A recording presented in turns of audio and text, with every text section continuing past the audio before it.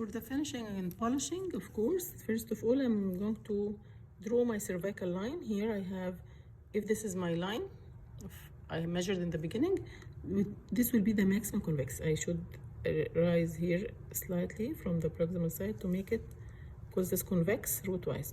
So in the sides, I can make it more higher in the proximal sides, okay?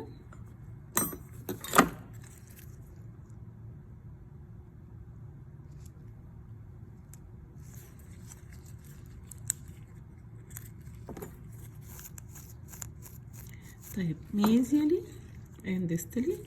I can do the mesial side from this groove, okay? It will be higher in curvature, right? I make one point here and I join with the curvature crown-wise. Type lingually, again it will be root-wise. Distally, crown-wise, but not so high.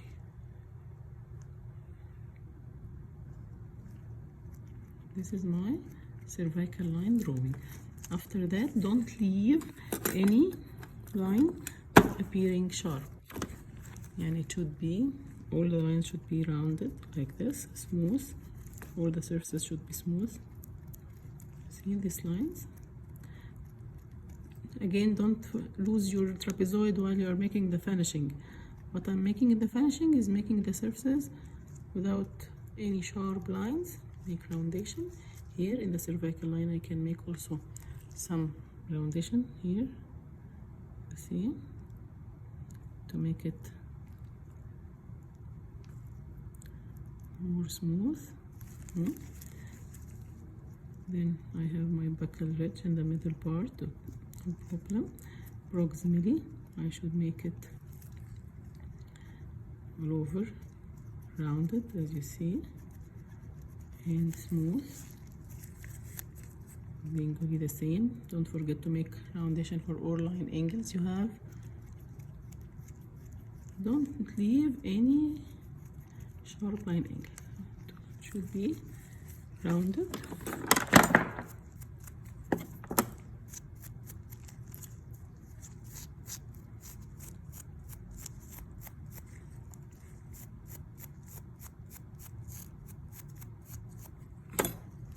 Okay, type.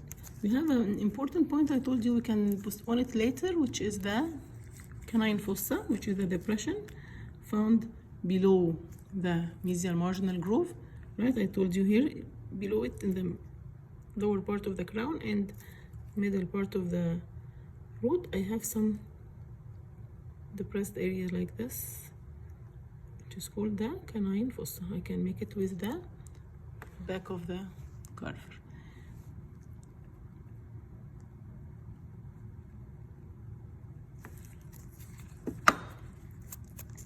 Those are the characteristic features for my maxillary. First, premolar. Number one, I have this mesial marginal groove. I have my canine fossa, which is the depression here below the mesial marginal groove, below it like this, right? When I see closely, I can find my hexagonal outline. 6 sides are appearing. Don't forget that my lingual cusp is shorter than the buccal cusp with 1 millimeter. How can I do it? After I finish like this, I can come here on the top of the lingual cusp and just try to make it from this, or reduce the tip with 1 millimeter like this. Then go mesially for the slope, slightly like this.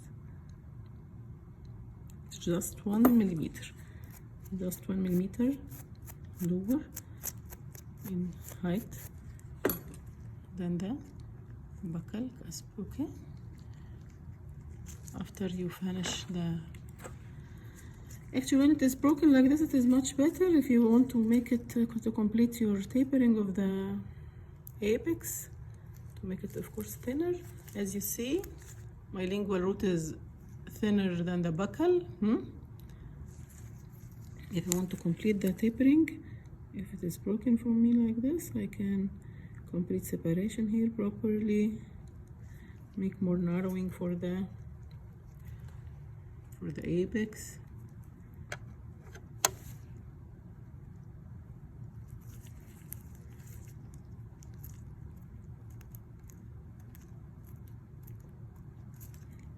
If it is kept on the base of the wax, خلاص, no problem. Just to show the separation that it is different from mesial than the distal side.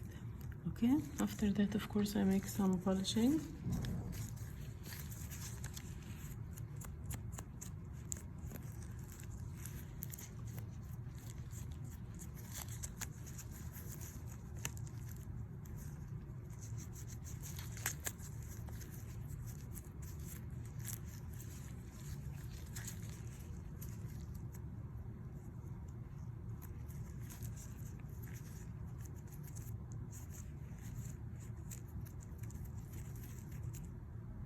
Again, don't depend on the polishing only. You should make first the finishing by smoothing the surfaces I make by the carver.